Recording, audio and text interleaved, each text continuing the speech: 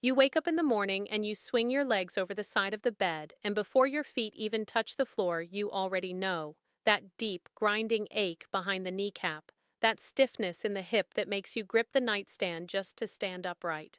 Maybe it's your hands too, those first few steps to the bathroom where your fingers feel swollen and wooden and you're opening and closing your fist, just trying to remind your joints that they still work. You've been told it's arthritis, you've been told it's age, you've been told the cartilage is wearing down, and there's nothing to do except manage the pain. And I need to tell you something today that might change the way you think about every single one of those mornings. Because what if the problem isn't that your cartilage wore out like an old tire? What if your body simply stopped receiving the raw materials it needs to rebuild that cartilage? About 40 or 50 years ago when we changed the way we eat. My name is Dr. William, and I've spent a large part of my research career studying connective tissue, joint biology, and the compounds that either accelerate or slow cartilage degradation. And what I keep coming back to is something your great-grandmother understood instinctively, but modern nutrition has forgotten. The most physically resilient generations in American history, the ones who worked farms into their 80s, who climbed stairs without wincing at 75, who never heard the word joint replacement because it didn't exist yet, those people ate something nearly every day that we almost never eat anymore. They ate bone broth, real bone broth, not the watered-down, shelf-stable stuff in a carton at the grocery store. The kind that came from a pot simmering on the back of a wood stove for 24 hours, made from bones saved all week, bones with marrow, with knuckles, with connective tissue still clinging to them. That broth was medicine. And the science is now catching up to what those Depression-era kitchens already knew. Today, I'm going to walk you through 5 specific bone broth preparations from that era, the ones that deliver the highest concentration of cartilage rebuilding compounds, and I'm going to explain exactly why each one works at the cellular level. By the end of this video, you'll know which bones to ask for, how long to cook them, what to add to the pot to maximize extraction, and how to drink this stuff in a way that actually reaches your joints. If that sounds like something your knees have been waiting to hear, do me a favor and hit that subscribe button right now. And while you're at it, drop a comment telling me which joint gives you the most trouble in the morning. Is it the knees, the hips, the hands, the lower back? I read every single comment, and I genuinely want to know. Now, before we get to the 5 broths, I need to explain something that most people, including a lot of doctors, don't fully appreciate about cartilage. Your cartilage is not a dead tissue. It's not like a rubber gasket that slowly gets worn down by friction. Cartilage is alive. It has cells called chondrocytes that are constantly doing 2 things: building new cartilage matrix and breaking down old cartilage matrix. In a healthy joint, those 2 processes are balanced. You break down a little, you build a little, and the result is a smooth, shock-absorbing surface that lets your bones glide past each other without pain. But when inflammation gets elevated, and it does as we age, especially on a processed diet, the breakdown side speeds up. The enzymes that chew up cartilage, called matrix metalloproteinases, go into overdrive. Meanwhile, the building side slows down because the chondrocytes aren't getting the amino acids, the glycosaminoglycans, the collagen precursors they need, so the balance tips. You're losing more than you're making. Year after year, that gap widens until you're looking at an X-ray and the doctor points to a white space that used to be cartilage and says, "Well, it's bone on bone." I don't blame your doctor for not explaining this, because in a 12-minute appointment, there's barely time to look at the X-ray. But that's also why nobody tells you that the single most collagen-rich, mineral-loaded food ever consumed by human beings is the food we stopped eating. Every frugal kitchen in America made it weekly from roughly 1850 to 1960, and then it vanished when canned soups and bouillon cubes took its place. That food is slow-simmered bone broth made from specific cuts, and not all bone broths are equal. The bones you choose, the acid you add, the time you give them, all determine whether you end up with joint medicine or expensive dishwater. So let's get into it. These are the 5 Depression-era bone broth preparations that deliver the highest concentrations of cartilage rebuilding compounds, and I've ordered them from the most familiar to the one that's going to surprise you the most.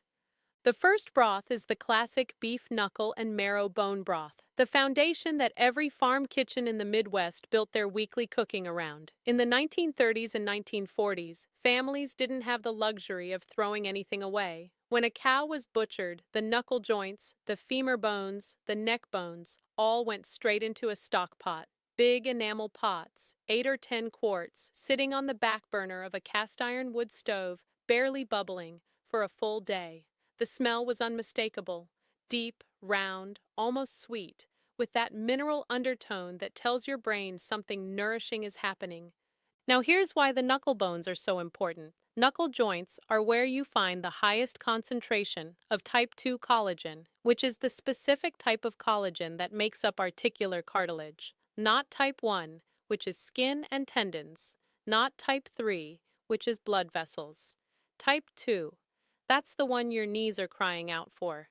When you simmer beef knuckle bones for 18 to 24 hours with a splash of apple cider vinegar, that acid environment slowly denatures the collagen and releases it into the liquid along with chondroitin sulfate and hyaluronic acid, both of which are compounds your body uses directly to hydrate and cushion the cartilage matrix. A 2016 study out of Penn State found that hydrolyzed type 2 collagen taken consistently over 24 weeks led to measurable improvements in joint comfort and function in adults with knee osteoarthritis.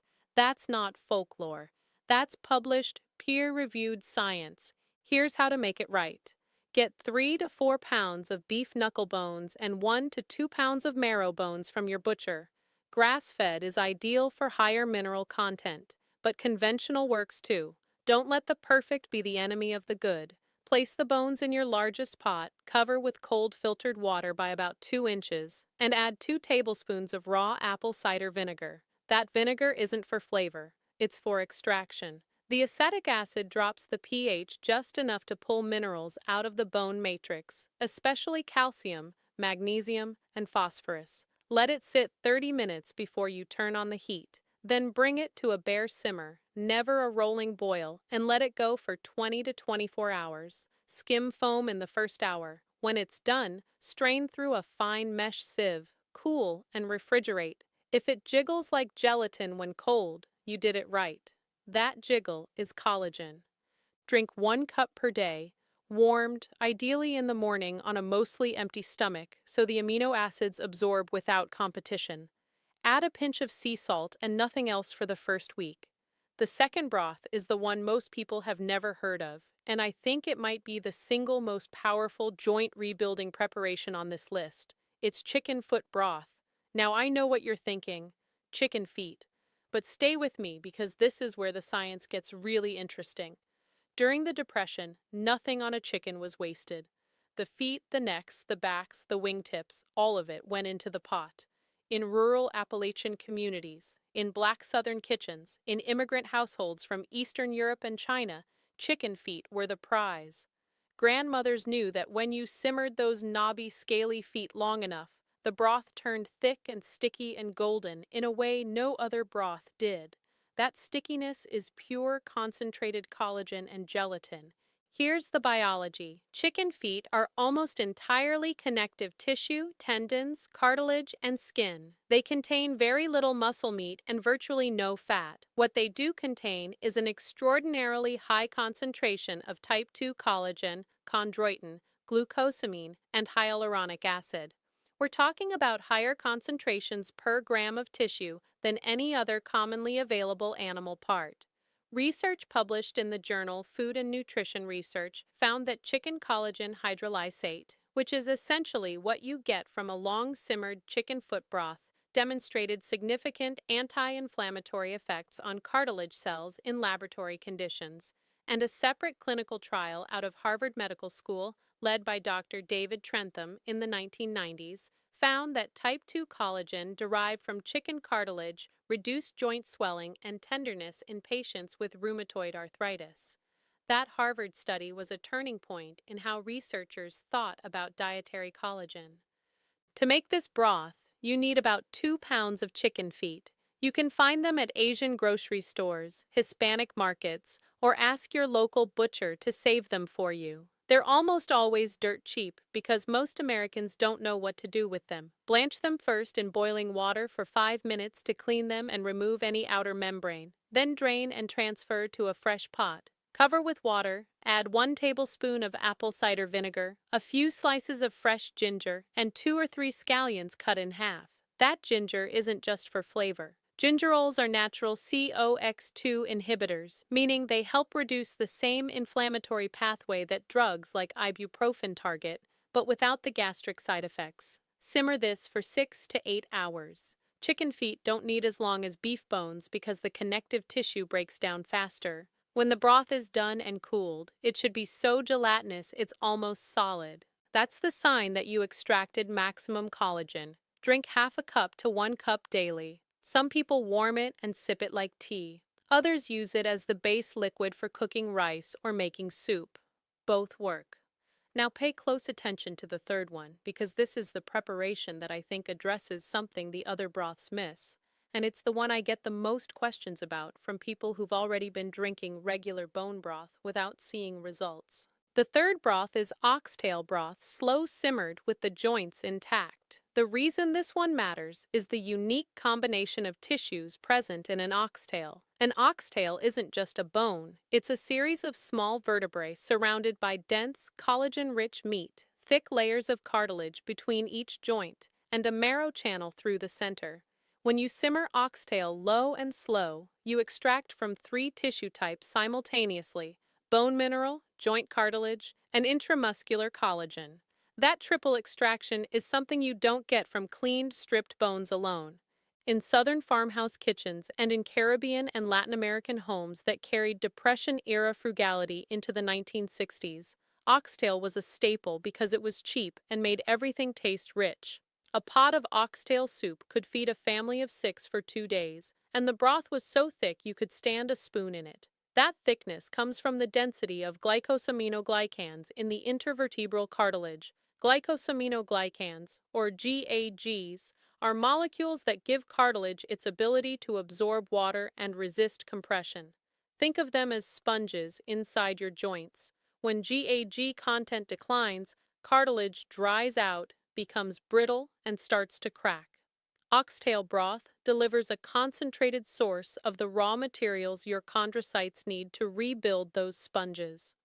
Research has shown that dietary glycosaminoglycans, particularly chondroitin sulfate, can be absorbed through the gut lining and transported to joint tissue.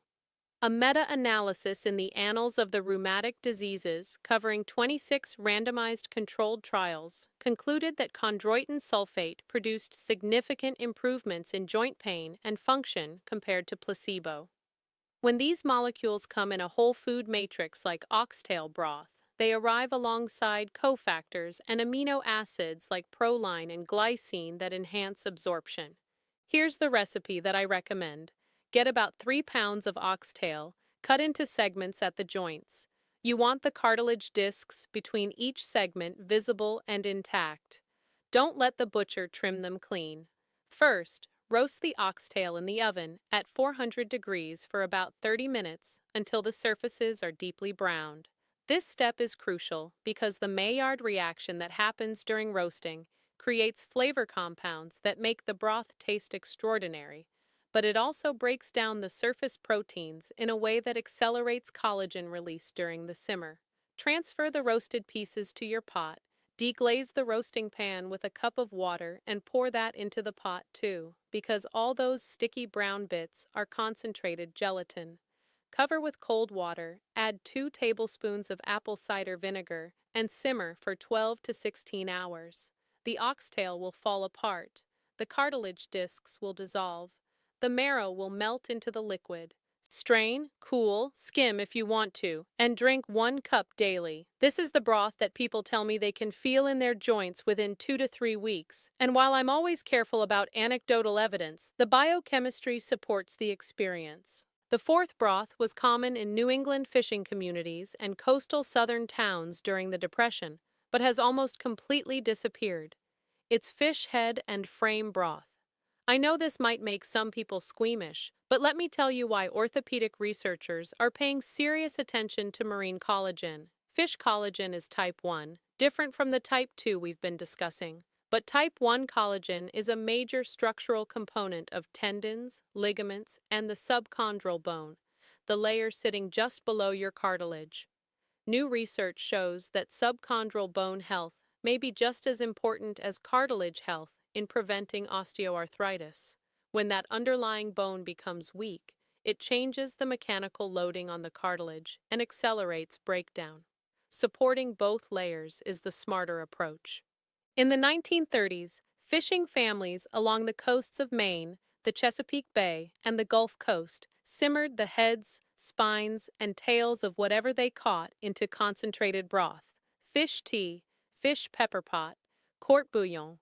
The name changed depending on where you were, but the principle was the same. Don't waste the frame. Fish heads contain enormous amounts of collagen in the skin, the orbital tissue around the eyes, and the gill plates. Marine collagen has a lower molecular weight than mammalian collagen, meaning it's absorbed faster through the intestinal wall. A 2018 study in the journal Nutrients found marine collagen peptides were absorbed at roughly 1.5 times the rate of bovine collagen, and a trial in the Journal of Agricultural and Food Chemistry showed that marine collagen supplementation for 12 weeks significantly increased type 2 collagen expression in cartilage tissue. The fish collagen you drink actually signals your own cartilage cells to produce more of their native collagen. That's not just adding bricks to the wall, that's waking up the bricklayer. To make this, ask your fishmonger for the frames and heads of non-oily white fish. Snapper, grouper, halibut, cod, or sea bass are all excellent. Avoid very oily fish like salmon or mackerel for this purpose because the high fat content can make the broth heavy and cloudy. Place 2 to 3 pounds of fish frames and 1 to 2 heads in a pot, cover with cold water, and add a tablespoon of white wine vinegar or a splash of dry white wine.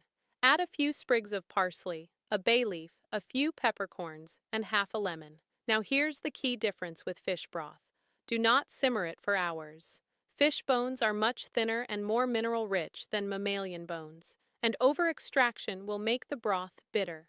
35 to 45 minutes at a gentle simmer is all you need. Strain it through a fine sieve or cheesecloth, pressing gently on the solids. The result should be a clear, pale gold liquid with a delicate flavor. Drink 1 cup daily, warmed. If you don't love the flavor on its own, use it as the liquid for cooking rice, quinoa, or making a light vegetable soup. The collagen is still working regardless of what else you put in the bowl. And now we come to the 5th broth. The one I saved for last because it challenges everything most people think they know about bone broth. This is pork trotter broth, made from pig's feet. If there's a single food that Depression-era families across every ethnic and geographic line agreed on, it was this one. Black families in the Deep South, Irish families in Boston, German farming families in Pennsylvania, Mexican families along the border, they all made some version of pig foot soup or simmered trotters, and they all said the same thing. It was good for the joints. Pig trotters are structurally similar to human hands and feet. Small, complex joints, dense cartilage, thick tendons, abundant connective tissue, and collagen-rich skin. When you simmer a pig's foot for 12 to 18 hours, you extract a broth so thick it practically becomes solid at room temperature. That extreme gelation tells you the concentration of hydrolyzed collagen is exceptionally high. But pig trotters bring something else the other broths don't deliver in the same quantity: hyaluronic acid. You've probably heard of hyaluronic acid because it's in a lot of skincare products, and it's the main ingredient in those joint injections called viscosupplementation that orthopedic surgeons use when cartilage is thinning. Hyaluronic acid is the key lubricant in synovial fluid, the slippery liquid that bathes your joints and allows the cartilage surfaces to glide past each other with almost zero friction. When your hyaluronic acid levels decline, and they do decline with age, the synovial fluid becomes thinner and less effective, and every movement generates more friction and more mechanical damage to the cartilage surface. Oral hyaluronic acid supplementation has been shown in multiple clinical trials to improve synovial fluid quality and reduce joint pain. A 2012 study in the journal Nutrition found that oral hyaluronic acid at a dose of 200 milligrams per day for 8 weeks significantly improved knee function in patients with osteoarthritis. Pig trotters are one of the richest whole food sources of hyaluronic acid precursors that exist. Here's how the old families made it and how I suggest you make it today. Get 2 to 4 pig trotters from your butcher, split lengthwise if possible. Blanch them in boiling water for 10 minutes, then drain and rinse. This removes impurities and any lingering odor. Place them in a heavy pot, cover with fresh cold water by 3 inches, and add 2 tablespoons of apple cider vinegar, a whole head of garlic cut in half horizontally, a thumb-sized piece of ginger sliced, and a few dried bay leaves. Bring to a bare simmer and cook for 14 to 18 hours. The trotters will completely fall apart. The bones will slip right out of the connective tissue. The skin will dissolve into the broth. When it's done and strained, the broth will cool into something that looks and feels like soft rubber. That is liquid joint medicine. Warm 1 cup and drink it daily. Some people find the flavor rich and almost pork sweet. Others prefer to add it to soups, stews, or cooking beans. It doesn't matter how you get it in, just get it in consistently. Now I want to tell you about someone because it puts everything into perspective. Her name was Margaret, 67 years old, a retired postal worker from outside Louisville, Kentucky, facing a decision that terrified her. Her orthopedic surgeon said both knees needed replacing. The cartilage was severely thinned. She was in constant pain, using a cane most days, and couldn't walk to her mailbox without stopping twice. Her daughter had been researching nutrition and asked me about bone broth. I was honest. I told them bone broth is not a miracle cure, it doesn't regrow cartilage overnight, and it doesn't replace surgery when surgery is truly needed. But the biochemistry was sound, and the potential for reducing inflammation and supporting remaining cartilage was real. Margaret decided to try it for 6 months before making a final decision.